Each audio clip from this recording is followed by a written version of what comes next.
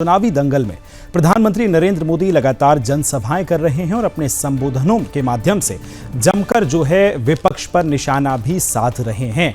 आज उन्होंने अपने संबोधन में कई निशाने साधे हैं। एक तरफ उन्होंने कहा कि बटेंगे तो कटेंगे से बात शुरू होकर 370 और उसके बाद कहा कि कांग्रेस पार्टी के लिए तेलंगाना की बात की जाए, कर्नाटक की बात की जाए, ये वो स्टेट्स हैं जो एटीएम का काम करते हैं और महाराष्ट्र की सेवा करने के लिए भारतीय जनता पार्टी जो है वो और महायुति का जो गठबंधन है वो उतरने वाला है। आइए इस खबर का पक्ष क्या है ज्योति से जानते हैं।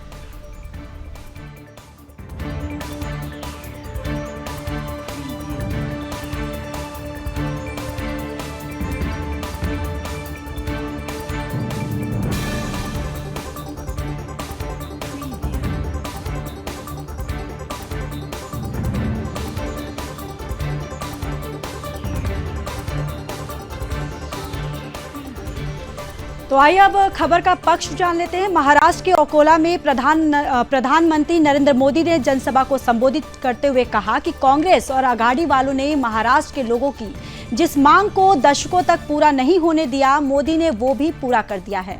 हमें मराठी और अभिजात भाषा का दर्जा देने का सौभाग्य मिला है।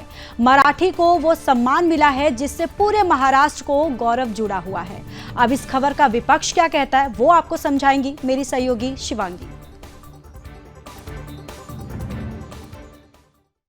साथियों, कांग्रेस और आघाड़ी वालों ने महाराष्ट्र के लोगों की जिस मांग को दशकों तक पूरा नहीं होने दिया, मोदी ने वो भी पूरा कर दिया। बताऊं क्या बात की है हमने? बताओ। हमें मराठी को अभिजात भाषा का दर्जा देने का सौभाग्य मिला है। मराठी को वो सम्मान मिला है। तो चलिए अब इस खबर का विपक्ष क्या कहता है जान लेते हैं। महाराष्ट्र के इस चुनावी घमासान में बीजेपी पर पलटवार करते हुए कांग्रेस के मुख्य प्रवक्ता अतुल लोंढे पाटिल ने कहा है कि बीजेपी वाले डरे हुए हैं, उन्होंने कुछ नहीं किया है। महाराष्ट्र में उन्होंने शिवसेना और एनसीपी को तोड़ा लेकिन किसी को एकजुट नहीं कर पाए। उन्होंने बांटने का काम किया है। स्वतंत्रता संग्राम के दौरान उनकी विचारधारा ने देश को बांटा। हम सबको साथ लेकर चलने की बात करते हैं। अगर हम एकजुट होंगे तो हम जीतेंगे।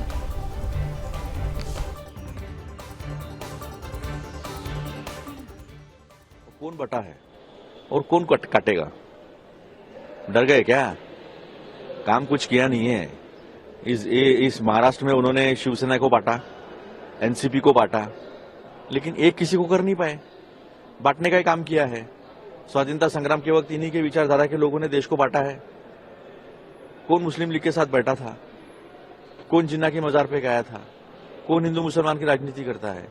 हम तो संविधान की बात करते हैं, हम तो मोहब्बत की दुकान की बात करते हैं, हम तो सबको जोड़ने की बात करते हैं। और हिंदुस्तान में हम भारत के लोग कहा है, जिसके ऊपर विवेक देब्रॉय, उनके आर्थिक सलाहकार परिषद के मुखिया, उन्होंने कहा था कि ये we the people of India की जरूरत क्या है और यूनियन ऑफ इंडिया की जरूरत क्या है। तो बांटने का काम ये करते हैं। हिंदुस्तान में दूसरा कोई बांटने का काम नहीं करता है। और हम तो मोहब्बत की बात करते हैं, एक साथ लेकर चलने की बात करते हैं। जुटेंगे तो जीतेंगे।